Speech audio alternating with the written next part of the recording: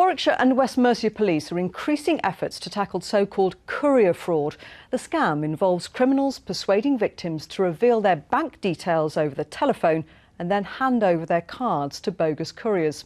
205 people in the two force areas have been duped in the last year. £27,000 has been stolen. Bob Hockenhull's been talking to one victim.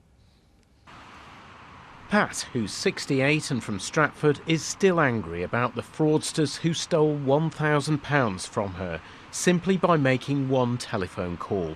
She's asked us not to reveal her identity. I had a phone call from a DC Thomas from Holborn, London, who said he'd just arrested two Mediterranean people who were card skimming, and they were skimming my cards.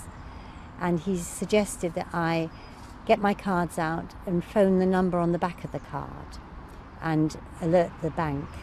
Pat then ended the call so she could get in touch with her bank. What Pat failed to realise is that even though she'd put the receiver down and picked it up again, the fraudsters were still on the line. So when she thought she was talking to her bank, she was in fact still talking to the con men. And they said, "We need your cards for evidence. We need them in 10 minutes. We're sending a courier for the cards."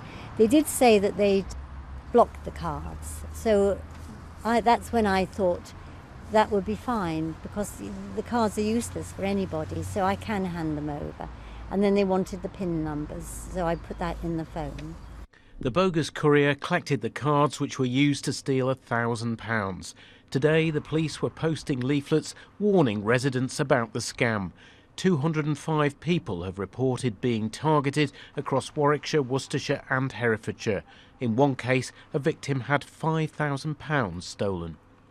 I think they're the lowest of the low. I think they target people who are at the most vulnerable and take what is generally their hard-earned money. So that's why we're taking it seriously. I could keep kicking myself for actually falling for it, I was just very disappointed in myself.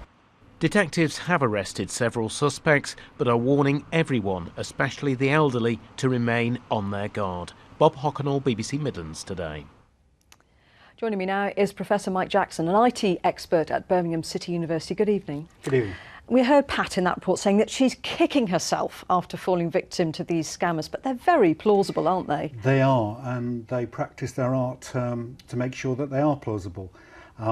Clearly, they will be phoning up lots and lots of people, and maybe only 1 in 100 will actually fall for the game, but that's all they need. Yeah. What should people be looking out for? What should suddenly a bell ringing say, hang on a minute, this doesn't quite seem right? Well, what you're looking out for is people are asking for information that really your bank wouldn't. This is a bank scam. And if you do contact your bank, they'll never ask you for all the details of your card. They'll never ask you for your PIN. They're unlikely to actually ask for the number on the back, and that so the number on the back and the PIN are the two things you wouldn't expect ever to give. If you are talking to your bank, it'll probably be a lot less information that they're asking for, because after all, they know about it all. They can ask you questions about any particular passwords that you've agreed with them. They probably won't ask you for the full password. They'll ask you for letters, first, third and fifth, those sorts of things. So if you get asked for the entire details, it's almost certainly a scam. And Mike, how sophisticated is this type of crime? Because we heard Pat there saying that, she thought she put the phone down, she picked it up and she thought it was the bank. Well, yes, that's actually not terribly sophisticated. It's just that these guys know that until they put the phone down at their end, the phone call isn't finished. And most people assume that when you're in your house, you put your phone down, that's the end of the call, but it isn't.